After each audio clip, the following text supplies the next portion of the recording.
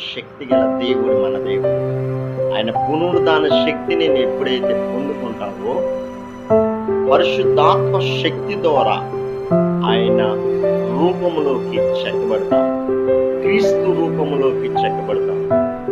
నేను బ్రతుకుతే క్రీస్తు, చావైతే లాభం. ఈ మాట పరిశుద్ధాత్మ శక్తితో ఎప్పుడైతే నువ్వు నింపబడతావో ఈ మాట నువ్వు చెప్పగలుగుతావు. ఆ ధైర్యాన్ని ఆ బలాన్ని పరిశుద్ధాత్మ శక్తిని నువ్వు పొందుకున్నప్పుడే అది నువ్వు చెప్పగలుగుతున్నావు. క్రియల మూలంగా ఆయన నడిపిస్తాడు పరిశుద్ధాత్మ దేవుడు.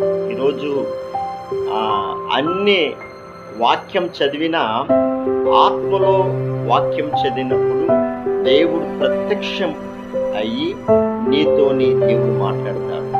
నీలో ఉండి ఆయన నడిపిస్తాడు.